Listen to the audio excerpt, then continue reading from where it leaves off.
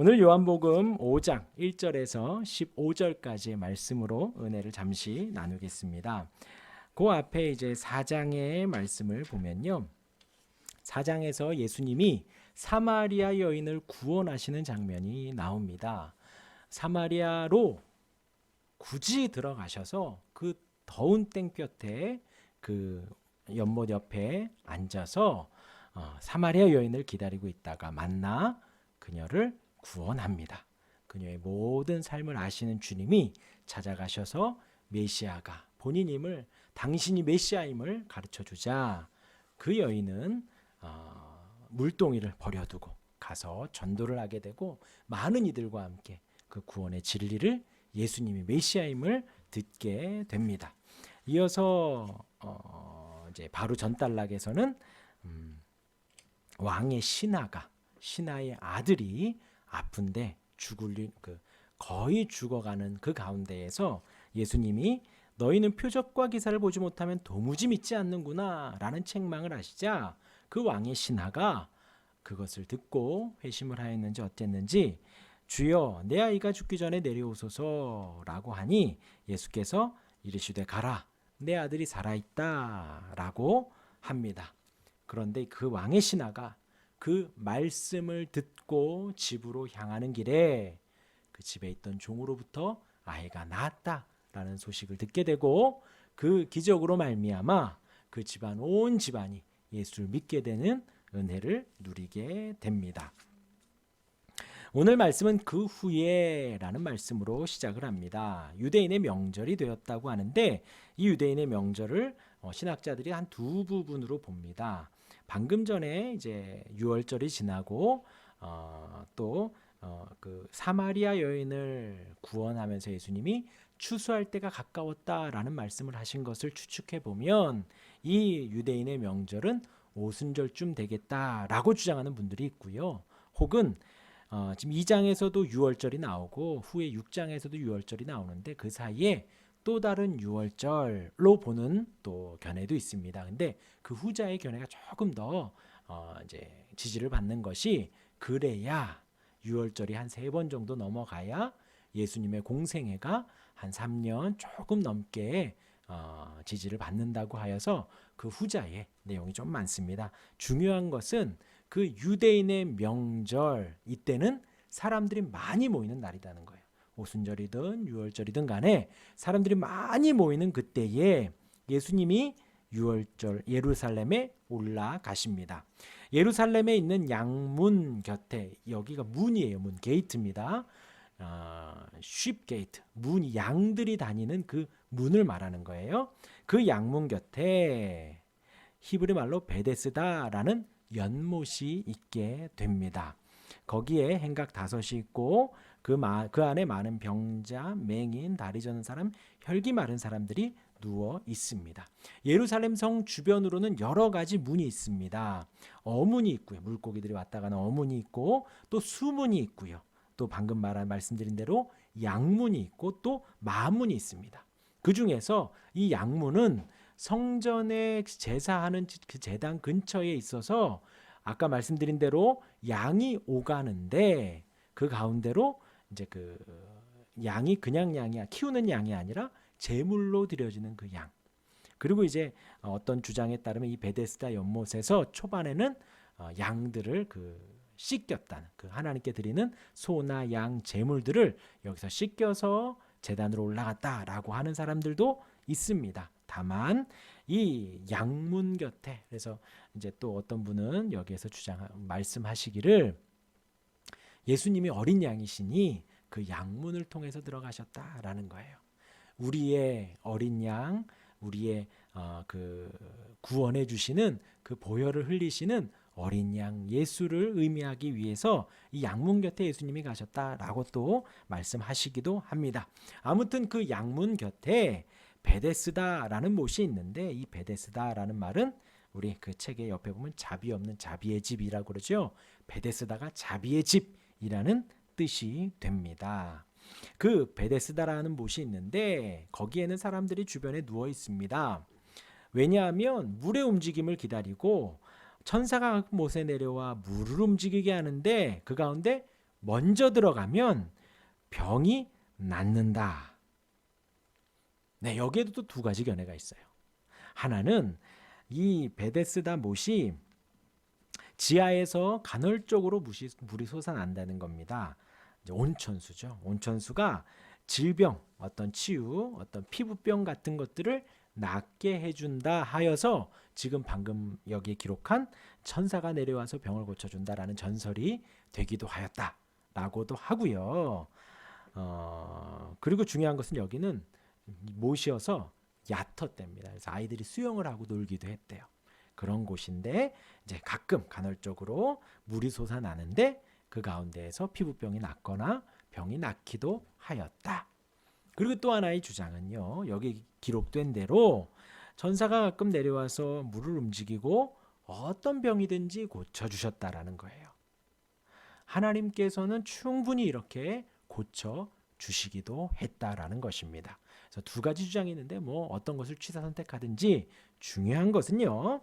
그것이 중요한 것이 아니라 그 가운데에서 38해 된 병자가 거기에 있습니다.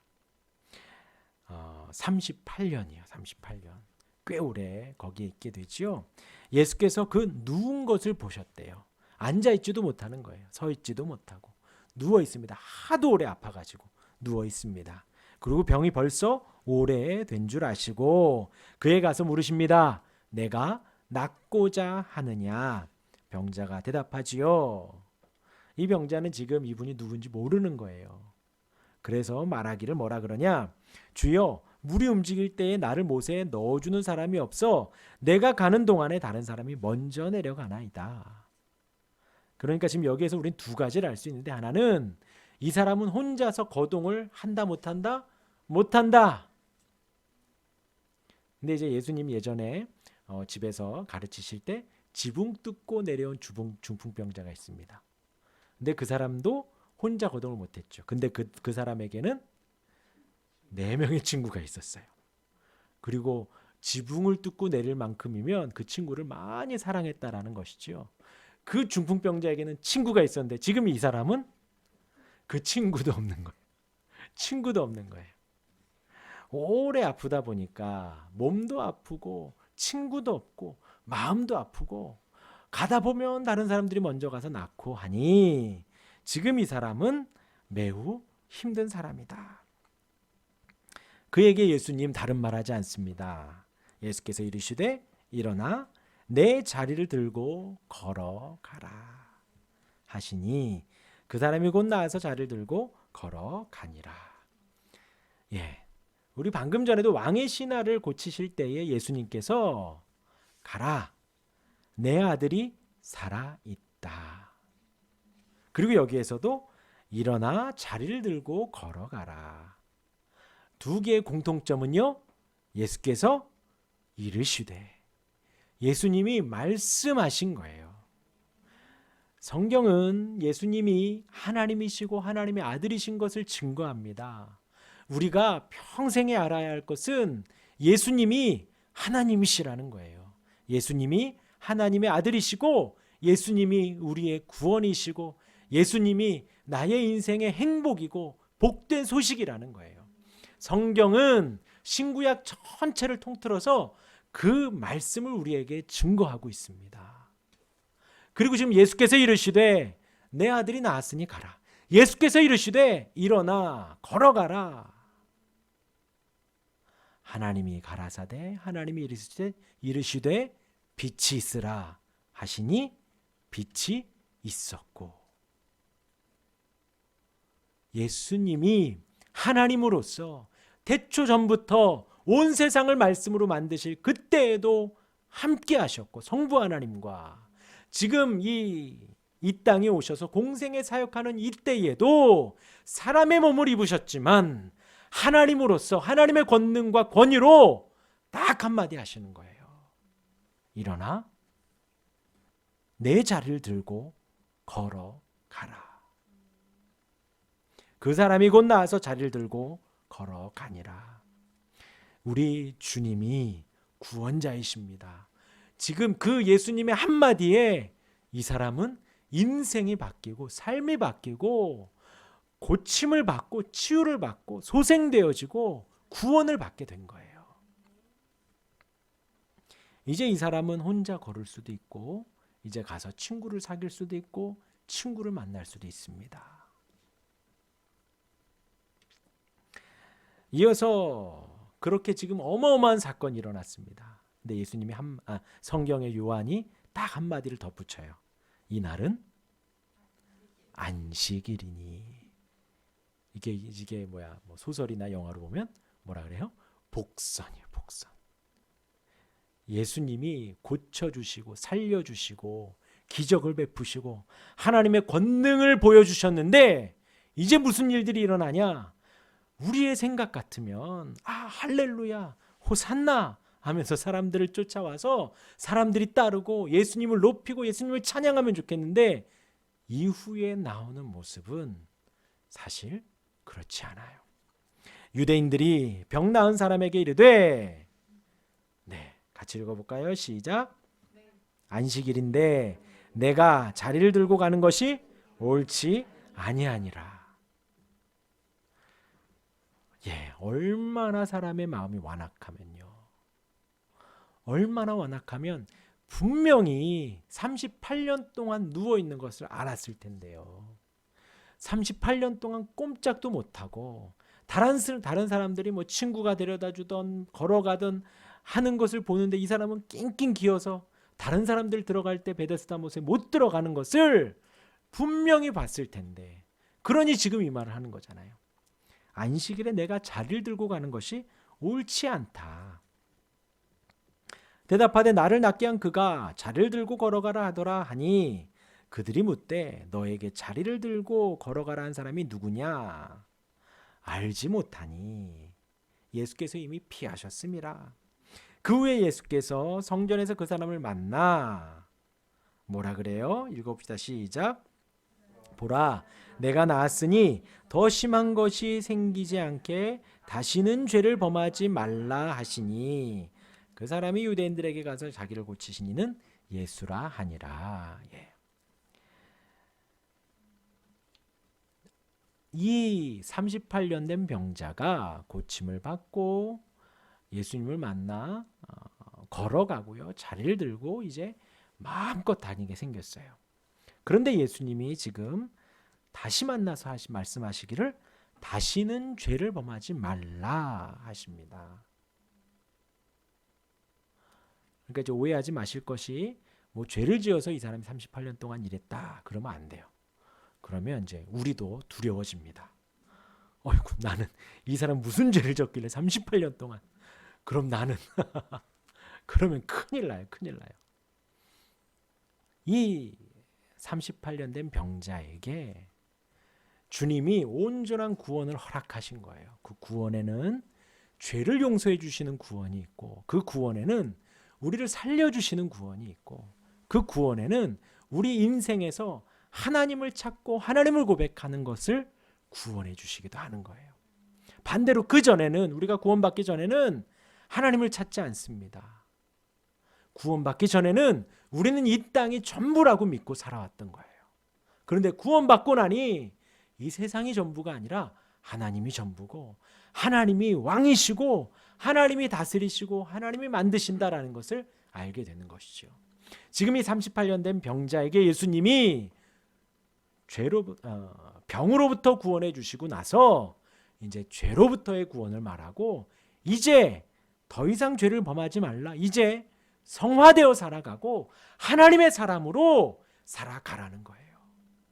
하나님을 경외하고 하나님을 예배하고 이 땅에서 죄인으로서의 삶이 아니라 저 하늘 천국을 바라보며 성도의 삶으로 살아가라 라고 권면을 해 주시는 것이지요. 오늘 이 말씀에서 이제 두 가지를 우리가 생각을 할 텐데요. 하나는 왼쪽에 단락에 처음에 나온 그것과 같습니다. 첫 번째 단락 맨 마지막 줄에 보면요. 우리에게도 먼저 다가오시고 손 내밀어 우리를 살리신 주님의 사랑과 자비를 잊지 맙시다 라고 써 있어요. 사마리아 여인에게도 그랬습니다. 예수님은 그곳을 굳이 안 지나가셨어도 되었어요. 그리고 아주 뜨거운 대낮이었습니다. 사람들은 다니지 않는 그때. 그리고 그 여인은 남편이 5이나 있고, 그리고 사람이 없는 그때에 그 여인은 물들어 온 거예요. 무슨 이유인지 모르지만 그 여인은 사람을 피하는 사람이었던 것입니다. 그런데 사마리아 여인이기도 한 그를 유대인인 주님이 다르게 갈릴리로 갈 수도 있는데 굳이 그 길을 통과하여 그 여인을 만나 그 여인에게 메시아인 주님을 알려주고 구원을 해주신 거예요. 그리고 지금 여기에서도 그냥 지나쳐도 되는 많은 병자들이 거기 있는데 그 가운데 비참하다면 가장 비참한 38년 동안 아프고, 그리고 이제 걷지도 못해 누워있고, 그리고 다른 사람들은 누가 데려다 줄 수 있는데 데려다 줄 친구나 가족조차 없는 가장 비참한 그 인생을 주님이 말씀으로 살리시고 일으켜 주셨다는 거예요. 마찬가지로 우리에게도 먼저 다가오신 주님이십니다. 사마리아 여인을 찾아가시고 이 오래된 병자를 찾아가신 주님이 2022년 우리에게 찾아오신 거예요. 여러분들이 주님을 만난 그날에 주님이 찾아오신 것입니다. 이 상황이랑은 다를 수 있겠죠. 결혼을 많이 하시지도 않았을 것이고 움직이지 못할 정도로 아프거나 그러시진 않으셨을 줄도 압니다. 친구들도 이 사람들보다 많았을 것이고 부모나 가족들도 있었겠지요. 외적인 상황은 이 사람과 달랐겠지만 그 마음의 비참함, 주님을 찾고 주님밖에는 없다라고 하는 그 간절함은 사마리아 여인이나 이 38년 된 병자나 저나 여러분이나 마찬가지였습니다. 이 세상에 의지할 데가 없었고 이 세상에 찾을 수도 없었고 사람들을 만나지도 못하였었고, 그러한 내 인생 속에 나를 굳이 찾아오셔서 내 인생 속에 나를 부르시고 나를 구원하시고 나를 일으켜 세워주시고 나와 동행하시는 분이시라는 것이지요.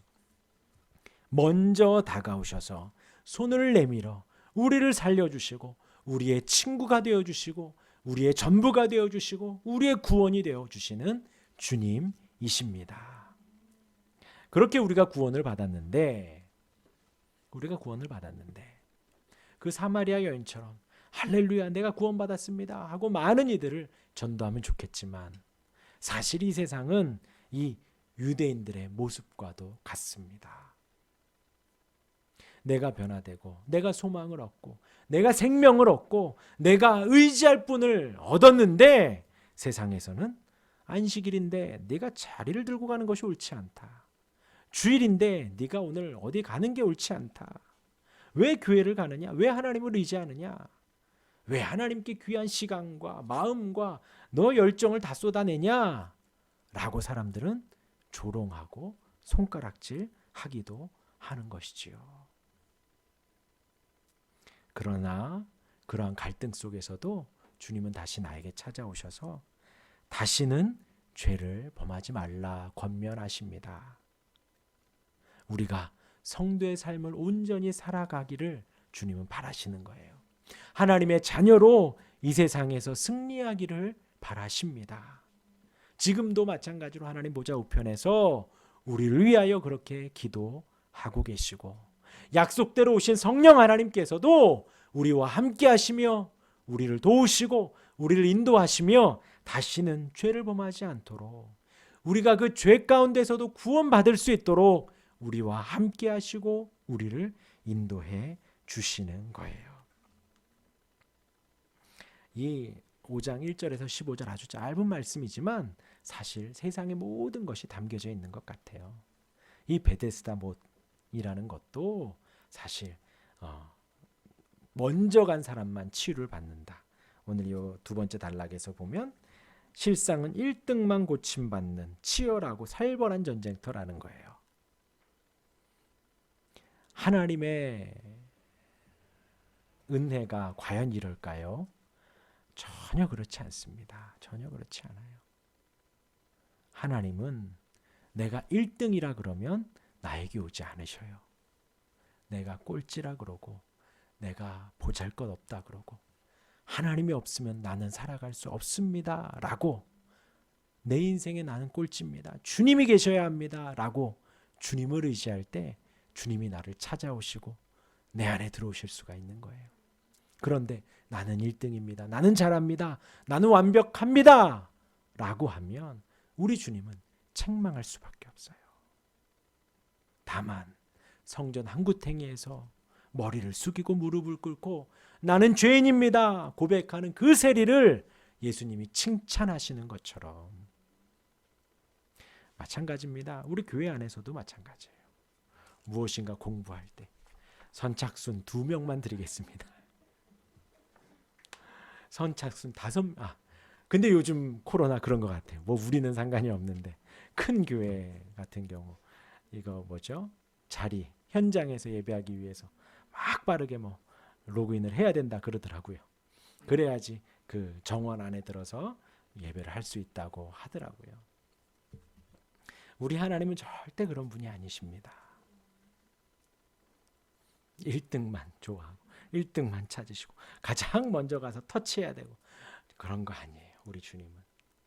우리 주님은 누가 먼저 가서 1등 하길 바라는 게 아니라 다 함께 같이 한 걸음 가는 것을 더 기뻐하셔요. 그 세상 속에서 하나님은 이 38년 병자를 찾아오셨고 사마리아 여인을 찾으셨고 그리고 저와 여러분들을 찾으셨습니다. 우리 인생에 찾아오신 주님, 우리의 실패와 상처와 아픔을 치유하시고 생명을 주시고 온전하게 해 주십니다. 우리 이제 지금 새가족반에 가장 처음에 하는 주제가 사랑의 하나님이에요. 하나님은 사랑이시라. 하나님이 사랑을 주시는 분이 아니라 하나님은 사랑 그 자체이신 거예요. 그래서 하나님을 알아가면, 하나님은 알면 알수록 내 안에 사랑이 넘치는 거예요. 사랑이신 그분을 내가 포옹하고 있으면 내 안에 사랑이 넘치는 거예요. 그 안에서 사랑을 찾을 필요도 없어요. 하나님이 사랑이시기에 하나님을 알아가고 하나님을 공부하고 하나님을 배우면 배울수록 사랑이 넘쳐나는 것입니다. 그 사랑이 우리를 살려주시고 생명 주시고 상처를 치유하시고 아픔을 덮어주시고 우리를 온전하게 해주십니다. 우리 그 주님을 의지하여 우리 남은 인생 주 안에서 충만하게 사는 저와 여러분들 되시기를 주님의 이름으로 축원합니다. 아멘.